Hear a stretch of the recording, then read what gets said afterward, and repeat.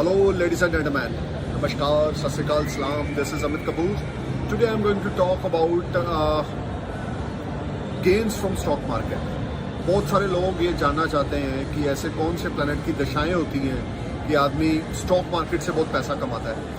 और मैंने ये भी देखा है कि बहुत सारे लोगों ने स्टॉक मार्केट में बहुत सारा लॉसेस भी झेला है और इवन कर्ज लेकर वो पैसा इन्वेस्ट करते हैं और उनको आगे से जो रिस्पॉन्स है वो इतना पॉजिटिव नहीं मिलता, उनका पैसा डूब जाता है। किन लोगों को स्टॉक मार्केट में इन्वेस्ट करना चाहिए और किन लोगों को नहीं करना चाहिए, मैं आज आपको अपने इस वीडियो में ये बताने वाला हूँ। दोस्तों, स्टॉक मार्केट के लिए सबसे पहला आपका हाउस है आपके हॉरोस्कोप का 5th हाउस।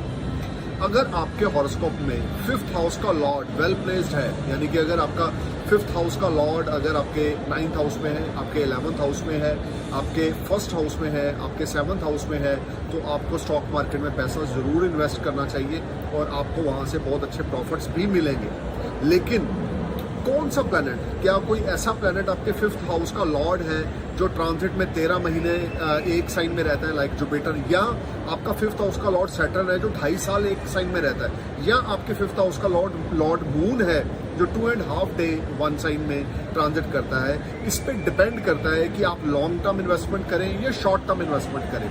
तो अगर आपके 5th हाउस की लॉर्डशिप जुपिटर के पास है या सैटर्न के पास है, तो आपको लॉन्ग टर्म इन्वेस्टमेंट करनी चाहिए 3 साल के लिए, 5 साल के लिए, 7 साल के लिए।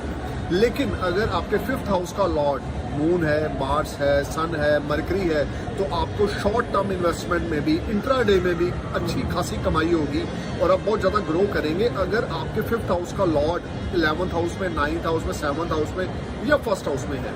अब सपोज करें आपका एरीज असेंडेंस है और आपके पंचम भाव यानी 5th हाउस के लॉर्ड बने सन आपके 1st हाउस में एग्जाल्टेड होकर बैठ गए, सन आपके 11th हाउस में चले गए, हालांकि वहाँ पर वो एक्वेरियस साइन में है, लेकिन उनका जो 7th एस्पेक्ट है वो 5th हाउस पे पड़ रहा है, अपने ऑन साइन को, अपने घर को देख रहे हैं। तो स्टॉक मार्केट से आपको इंट्राडे में या डिलीवरी में बहुत अच्छा प्रॉफिट हो सकता है। You will get very good gains through intraday और delivery. Your all investment give you very fruitful result because your 5th lord is in 11th house।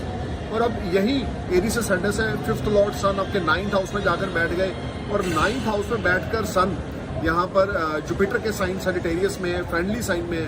You will definitely get blessed with a lot of gain from stock market. You will rise a lot, you will get good name, fame, prosperity because your 5th Lord is in your 9th house. So guys, you need to know which type of planet you have in your birth chart, in your individual horoscope।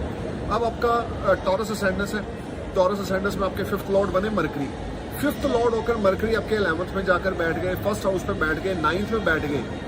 आप definitely stock market से पैसा कमाएंगे, बहुत अच्छा पैसा कमाएंगे और बहुत ज़्यादा तरक्की करेंगे। लेकिन यहाँ पर आपको शॉर्ट टर्म इन्वेस्टमेंट से ज़्यादा प्रॉफिट होगा कि आप 5 साल की इन्वेस्टमेंट करो, नहीं, आप इंट्राडे करें, आपको यहाँ से बहुत अच्छा। अगर आपको नॉलेज है तो रिस्क ना लें, अगर आपको नॉलेज है तो इस लाइन में जाएं, अगर आपको नॉलेज नहीं है तो बिल्कुल इस तरफ ना जाएं, क्योंकि दिखेगा कुछ और होगा कुछ और। ये आप समझ के चलें। If you have a good knowledge about stock market then you must invest your money. If you don't have knowledge you don't invest your money. किसी की बातों में ना आए, बिल्कुल इन्वेस्ट ना करें, क्योंकि यहाँ पर दिखता कुछ हो रहा है और होता कुछ हो रहा है एट द एंड। तो जिन लोगों को नॉलेज है उन लोगों को यहाँ से अच्छा खासा पैसा वो लोग बनाते हैं। अगर आपके पास नॉलेज है, आपके पास खुद का पैसा है, आपके पास खुद की कैपिटल है, यू मस्ट स्टार्ट। अगर आपका 5th लॉर्ड वेल प्लेस है, अब आपका अगर सपोज करें जेमिनी असेंडेंस है, अब जेमिनी असेंडेंस में आपके 5th लॉर्ड बनते हैं यहाँ पर वीनस, तो आपको अब समझ लें अनएक्सपेक्टेड गेन्स रहेंगे। अगर आपका वीनस बर्थ चार्ट में एक्साल्टेड है, 5th लॉर्ड 11th में चला गया, 1st हाउस में, 9th हाउस में, 7th हाउस में चला गया या 5th हाउस में ही आकर बैठ गया, you will definitely get blessed with a lot of success, you will get lot of money.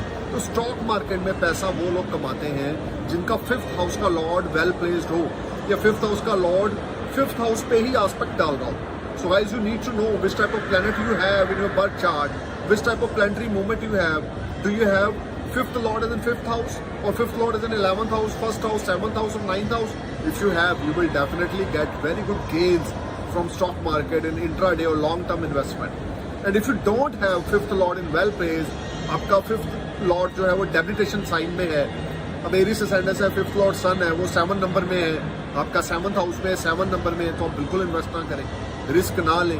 मतलब कि कहने का मतलब ये है, आप जो भी करें अपने इन्वेस्टमेंट से रिलेटेड अपने नियरेस्ट एस्ट्रोलॉजर से कंसल्ट करके ही करें, क्योंकि वो आपको बताएंगे कि आपके 5th हाउस के लॉर्ड की क्या प्लेसमेंट है, आपके लिए स्टॉक मार्केट में पैसा लगाना अच्छा है या नहीं है। पहले ये सब जाने, उसके बाद अपने हार्ड वर्क की मनी को इन्वेस्ट करें। अदरवाइज बहुत सारे लोग मुझसे कंसल्ट करते हैं कि सर हमने इन्वेस्ट किया और हमारा पैसा डूब गया और अब हमें क्या करना चाहिए, क्योंकि ये एक ऐसी लाइन है कि अगर आपका पैसा एक बार लॉस में चला जाता है तो उसको वापस से रिकवर करने में ही 5-7 साल लग जाते हैं, वो भी अगर आप किस्मत वाले हो तो। अगर आप किस्मत वाले नहीं हो तो उसमें जो लॉसेज होते हैं वो गए, वो आपको दोबारा नहीं मिलेंगे।